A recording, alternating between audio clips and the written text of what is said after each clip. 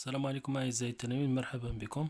إذا سنقوم بدراسة قوانين نيوتن، لكن قبل ذلك سنقوم بمراجعة لبعض المفاهيم الأساسية الخاصة بالسنة الأولى والثانية ثانوي. إذا لهذا سنقوم بأخذ جسم.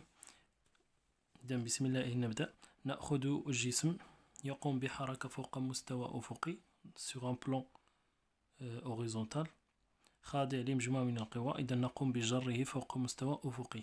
هذا الجسم غادي نحاول نسميه هو الجسم S. إذا هذا الجسم يخضع لمجموعة من القوى التي يمكن أن نمثلها على الشكل كما نلاحظ الآن. إذا نختار المعلم OX ثم المعلم نختار المعلم OXY. إذا المحور OX ثم هنا لدينا المحور OY، ثم نقوم بتمثيل عليه القوى التي يخضع لها les forces ou bien ce qu'on appelle les bilans de force. Alors le corps S est soumis à trois forces: la force exercée par la force T et la force sans poids P et R. Puisqu'ici on a sans frottement, donc dans ce cas-là, R doit être perpendiculaire au plan horizontal. Alors dans ce cas-là, on va étudier ce corps. Tout d'abord, أول مرحلة نقوم بها هو دراسة الجسم المدروس, le système étudié. Donc dans cet exemple, le corps étudié c'est le corps S. Après on va faire le bilan des forces. Donc le bilan des forces, on a P, sans poids, R, la réaction de plan horizontal, et T, la force exercée. Alors c'est ce qu'on appelle la tension du fil. Alors le bilan des forces, ici on a trois forces: P sans poids, T la tension du fil, et après on a R la réaction du plan. Donc dans ce cas là, qu'est-ce que doit faire? On va projeter ces forces sur chaque axe, c'est-à-dire dans le repère R, O, X, Y. Alors on va prendre, ou bien on va faire la projection sur l'axe OX. La projection sur l'axe X, dans ce cas là, on va voir PX, PY, donc PX plus RX plus TX égale à 0. C'est-à-dire ici on va faire le suivant. Alors la projection de P, يعني غنديرو الإسقاط العمودي ديال P على المحور OX غتعطينا PX، والإسقاط ديال P على المحور OY غتعطينا PY. La projection de P sur OX، هنا P تلاحظوا بأن P par rapport à OX il est perpendiculaire. Dans ce cas-là, la projection de P égale à 0. La projection de P sur Y, donc تلاحظوا بأن P vers le bas et OY vers le haut, donc dans le sens opposé. Donc dans ce cas-là, égale à la densité de la force CP. Puisque les deux sens sont opposés, donc on ajoute le signe moins. Après, la même chose pour la force R. R, il est perpendiculaire au plan horizontal, donc dans ce cas-là, qu'est-ce que doit faire? Donc Rx selon l'axe OX, il est perpendiculaire, donc il est égal à 0. La projection de R sur l'axe OY, l'isqat R à المحور OY, donc R dans le même sens de Y, c'est-à-dire égal la norme de R, c'est R, et puisque dans le même sens, donc on ajoute le signe plus.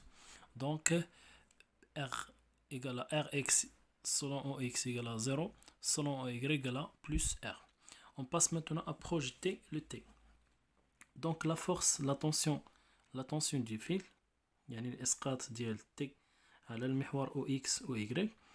Qu'est-ce qu'on observe? تلاحظوا بأن T ni perpendiculaire ni parallèle, elle est oblique، يعني مائلة بواحد الزاوية اللي تنسميوها هنا الزاوية ألفا. Donc on va faire la projection de T. Donc T sur l'axe OX غتعطينا TX، ou la projection de T sur l'axe OY غتعطينا TY. Donc la projection de OX, et puisque هنا la projection est perpendiculaire, donc هنا تلقاو deux droites qui sont parallèles ou une droite qui séquente. Donc puisque cette droite est parallèle, cette droite, et on a une droite séquente, les angles, ces deux angles appelés les angles alternes. يعني تسميهم الزوايا المتبادلة داخليا. Donc هنا تكون alpha, donc هنا alpha, donc c'est-à-dire ils sont égaux. La projection de T sur OX هي TX، donc غادي تكون هي هاد الفيكتور هادي.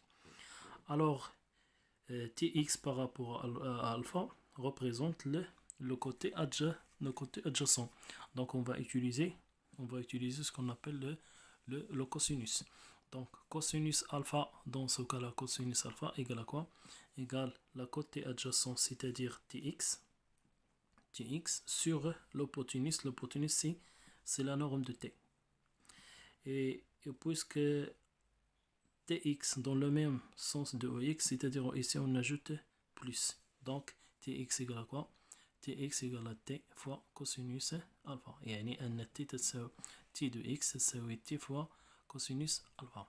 La même chose بالنسبة ل Ty. Donc Ty. Donc on finit Ty. Donc la projection de T sur l'axe OY هي le vecteur. Donc le vecteur par rapport à alpha représente la côté opposé, يعني الضلع المقابل. Donc on va utiliser sinus.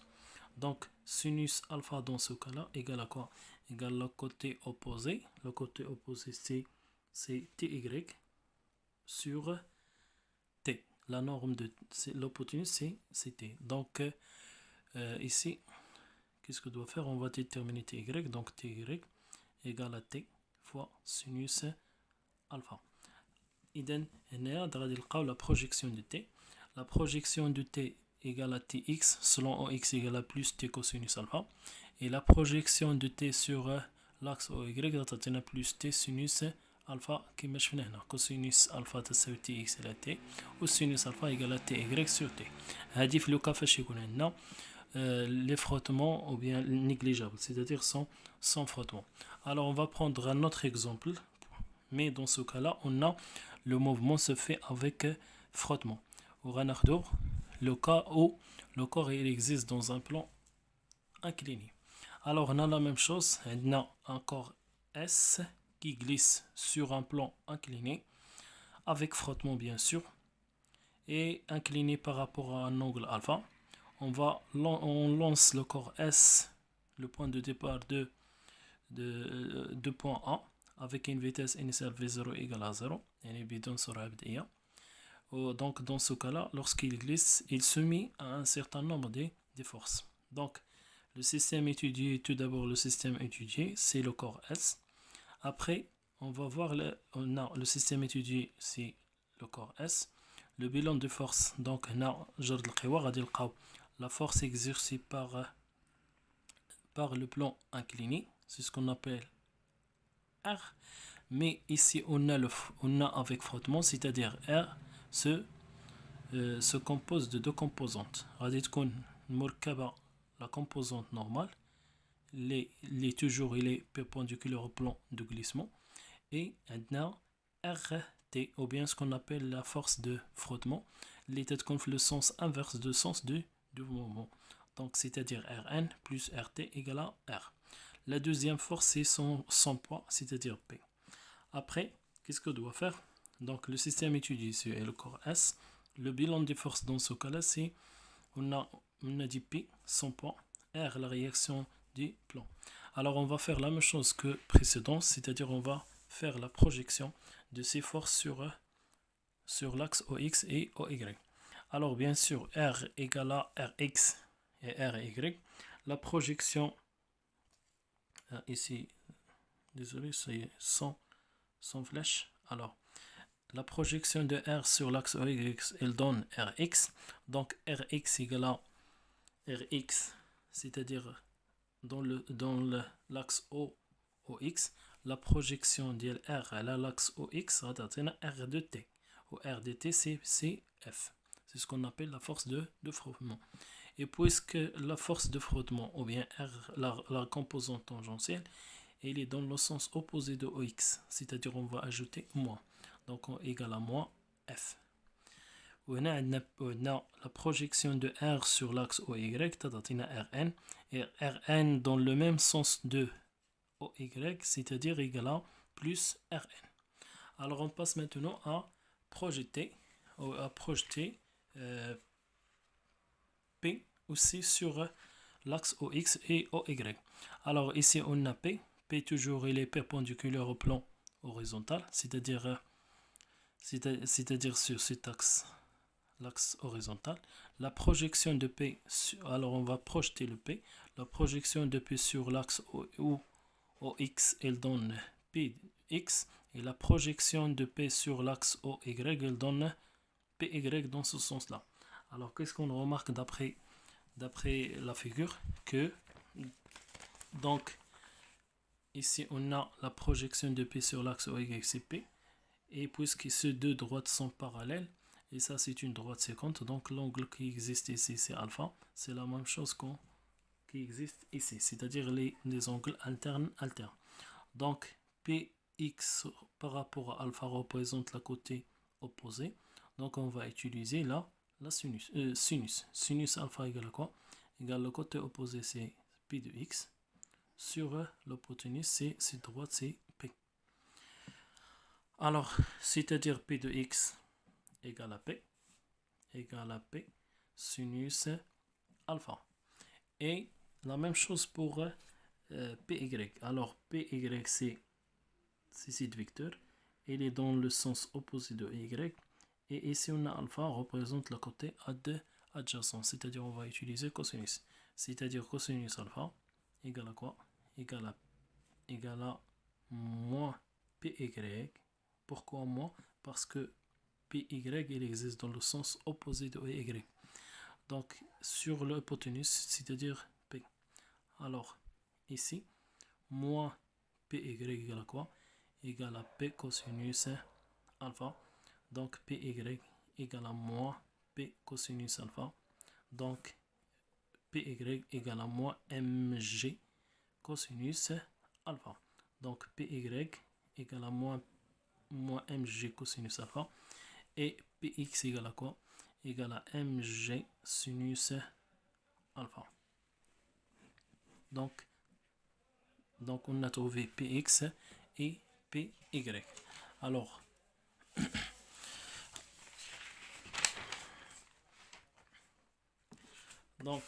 P égale à Px égale à plus P sinus alpha. Et Py égale à moins P cosinus alpha. Donc maintenant, on va regrouper toutes les forces sur le même axe, c'est-à-dire sur l'axe OX. Alors, qu'est-ce qu'on trouve? On trouve Px plus Rx égale à quoi?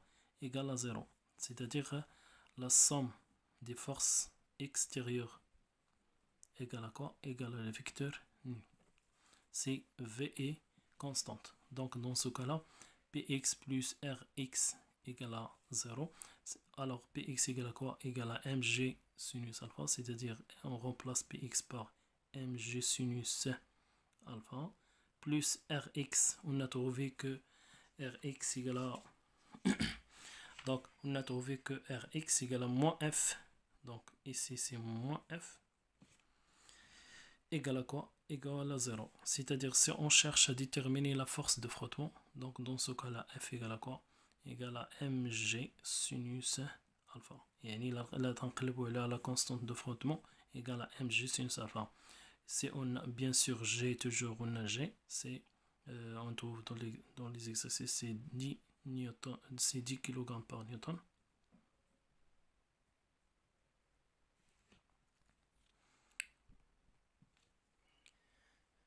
Alors on a dit que F égale à M fois G sinus alpha. Désolé, ici c'est par rapport à القوانين الجديدة égale à 10 newton par kilogramme. Alors M en kilogramme et fois sinus alpha. Donc, et on calcule, on remplace ces valeurs par les valeurs numériques et on détermine F. Donc F doit être égal à une valeur en newton.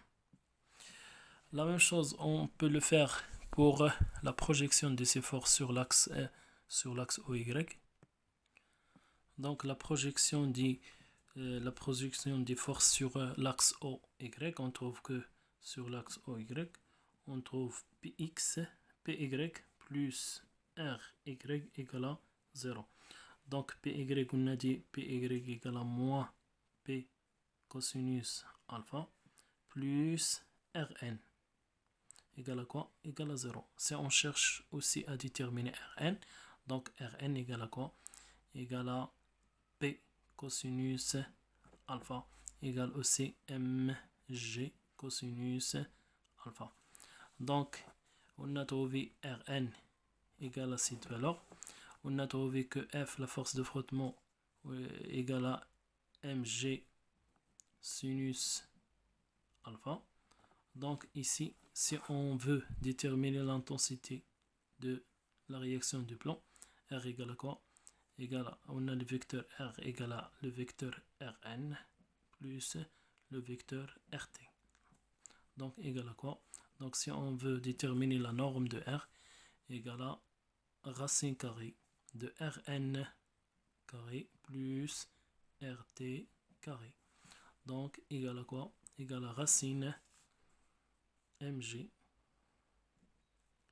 mg sinus alpha, le tout carré, plus RT.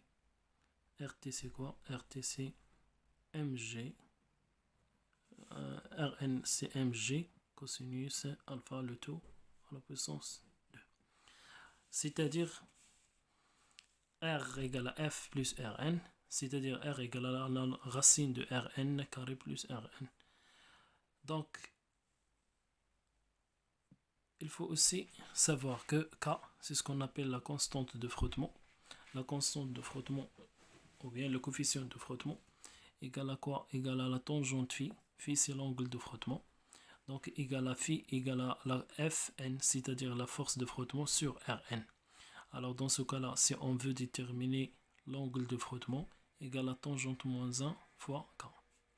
Donc, هنا خصنا نعرفو بأنه لا بغينا نجبدو لو كوفيسيون دو فروتمون مع عامل الاحتكاك تساوياش طونجونت زاوية الاحتكاك، بحيث أن زاوية الاحتكاك تساوي طونجونت ديال زاوية الاحتكاك تساوي لانتونسيتي ديال لا فورس دو فروتمون على لا نورم دو Rn. دونك إلا بغينا لا فورس إلا بغينا لونغل، دونك لونغل إيكال لا طونجونت موان 1 ديال معامل الاحتكاك. دونك هنا تناخدو الآلة الحاسبة. Si à la حاسبة تنكليكيو على shift، donc تنكتبو على تنكليكيو على shift après plus tangente وتعطينا tangente moins 1. تنرمبلاسي هاد K بلا valeur par exemple si on a par exemple 0,25. Après on trouve la valeur de l'angle de frottement. Alors on passe maintenant à repère de temps. Donc concernant le repère de temps, il faut toujours chercher la position à l'instant t égale à 0, c'est-à-dire la position d'équilibre à l'instant t égale à 0, la position de corps étudié. On passe concernant le repère d'espace. Donc le repère d'espace, il permet de déterminer la distance, c'est-à-dire par exemple ici, si on a le corps S se glisse sur un plan. Donc dans ce cas-là, on peut le trouver les coordonnées de ce qu'on appelle le vecteur position. Le vecteur position اللي تنسميها المتجهات الموضع selon OX, varié selon OX et varié selon OY. Donc dans ce cas-là, la projection de vecteur OG sur l'axe OX, on trouve c'est X de G de T. Et le centre de gravité du corps et le mouvement de centre de gravité de corps varié l'axe OX ou OY. Alors, pour déterminer les grandeurs physiques qu'on détermine d'après le vecteur position, c'est ce qu'on appelle le vecteur position. Alors, il a pris les coordonnées du vecteur position. نمشيو مباشرة le repère d'espace OX, OY. Donc OM représente ce qu'on appelle le vecteur position. Donc on détermine ces coordonnées dans le repère ROI. Alors selon OX égale à XG de T égale à XG de T fois le vecteur directeur CI plus YG de T fois J, le vecteur directeur de l'axe OY. Donc on trouve OG égale à XG de TI plus YG de G. L'unité bien sûr dit le vecteur position, c'est le mètre. Alors x de t et y de t représentent ce qu'on appelle les équations horaires de mouvement. المعادلات الزمنية للحركة. Donc, par exemple, quelques exercices, on peut le trouver tel que maintenant OM égale par exemple 2 selon I plus 3TG. Donc, les coordonnées de vecteur position, c'est OM. Donc, les coordonnées, c'est 2, 3T. C'est-à-dire 2 selon I et 3T selon OY. Donc, la deuxième grande, donc si on veut déterminer la distance, donc la distance dans ce cas-là OG égale la racine carrée égale la racine de x de g de t carré plus yg de t carré. Bien sûr, la distance, l'unité dans le système international de distance, c'est le mètre. Maintenant, comment on fait pour déterminer le vecteur vitesse? Alors, pour déterminer le vecteur, donc c'est quoi la définition de vecteur vitesse VG? Donc, le vecteur vitesse VG, c'est la variation de la distance au cours du temps. C'est-à-dire, on peut le représenter par l'écriture suivante, c'est-à-dire V de G égale la dérivée de le vecteur position COM par rapport à dt. Donc, égale à quoi? Égale la dérivée par rapport au temps de x selon I, c'est-à-dire xg selon I plus yg selon G. Alors, la projection, le dérivé de x par rapport à dt égale à x point de g selon I plus y point de g par rapport à g. On peut l'écrire sous la forme suivante aussi, égale à v vx de selon I plus v vy selon g. Si on veut déterminer, ou bien si on veut la norme, il a pris la norme de v, c'est-à-dire vg, égale à racine carrée de vx carré plus vy carré. Bien sûr, l'unité de la vitesse, c'est dans le système international, c'est le mètre par seconde. Alors, c'est quoi la définition de vecteur vitesse? C'est la variation de distance parcourue par rapport au temps. Donc, Vg égale à dOg par rapport à dt, égale à dérivée de x de t par rapport à dt selon I, plus le dérivé de yg de t par rapport à dt selon g.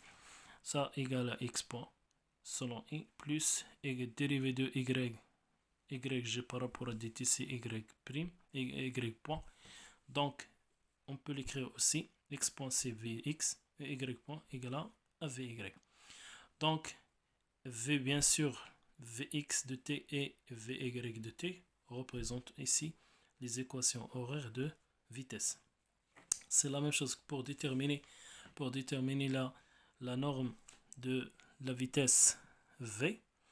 On a dit égale à racine, donc égale à vg égale à racine carrée égale à racine carrée de vx carré plus vy carré. Donc, l'unité dans la vitesse dans le système international, c'est mètres par seconde. Voilà. Alors, maintenant, si on veut déterminer ce qu'on appelle l'accélération. Donc, l'accélération, ou bien ce qu'on appelle le vecteur d'accélération. Donc, le vecteur accélération on peut le représenter par AG égale à quoi?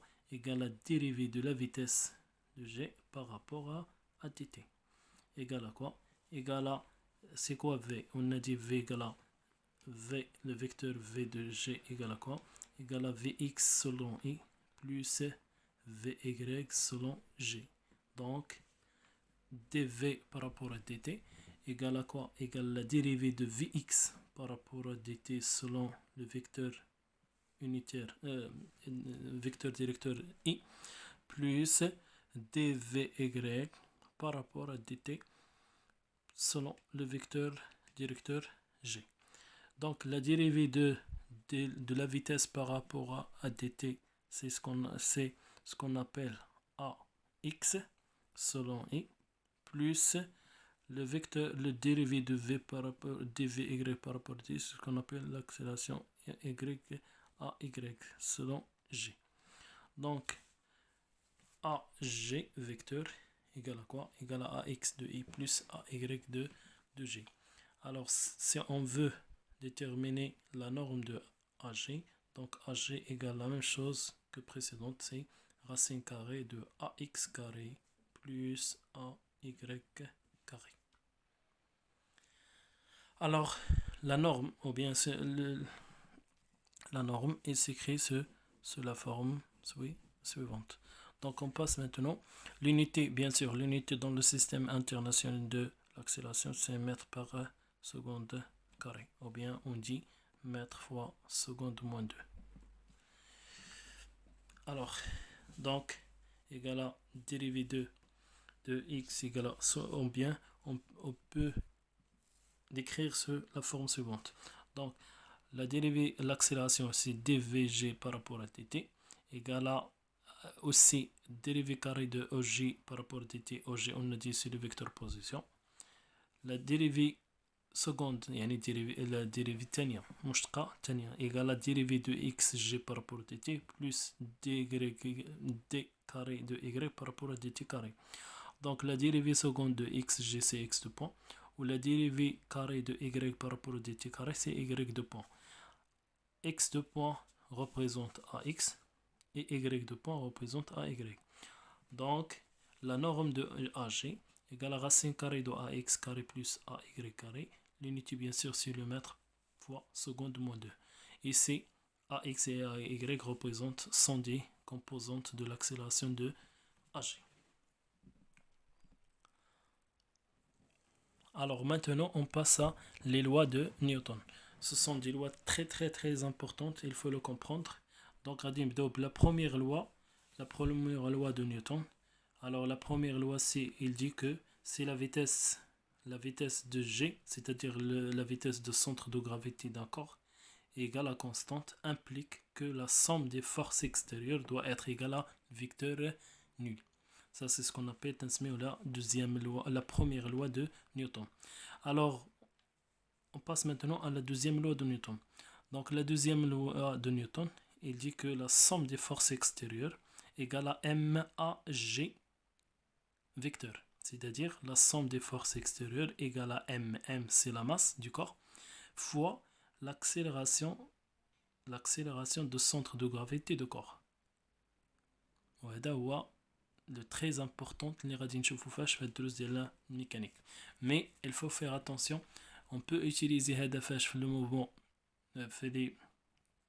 le cas du mouvement rectiligne, mais on peut l'utiliser sous la forme ou bien sous la forme suivante. Par exemple, la somme des moments des forces extérieures égale à quoi? Égale à G delta θ de point. C'est-à-dire de la relation تنسميوها في الكا ديال rotation. Mais il a les mouvements rectilignes.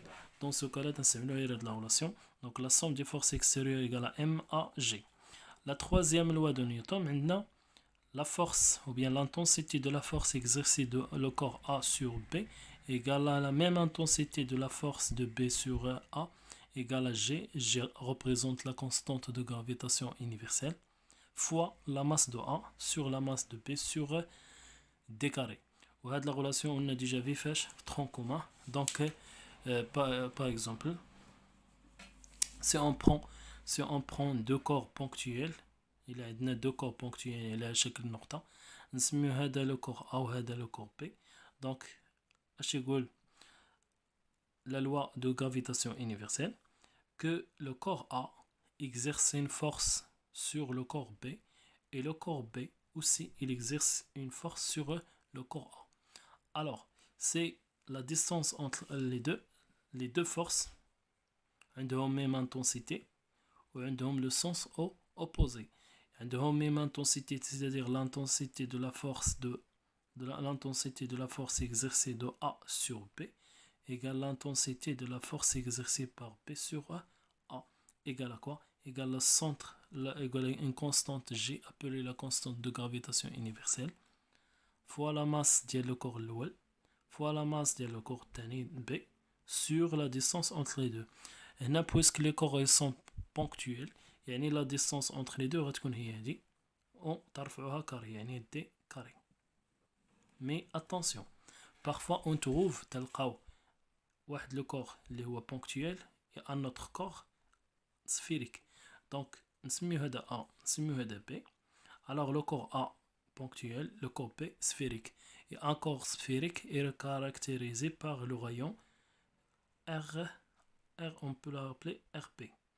Donc, puisque هذا sous la forme sphérique, il y a un rayon, c'est-à-dire le diamètre. Alors, dans ce cas-là, c'est la même chose. Puisque هذا عنده la masse ou هذا عنده la masse, le corps A exerce une force sur le corps B, ou le corps B exerce la même chose, la force sur le corps A. Alors, عندهم même intensité, c'est-à-dire A sur B est égal à la force, l'intensité de la force exercée de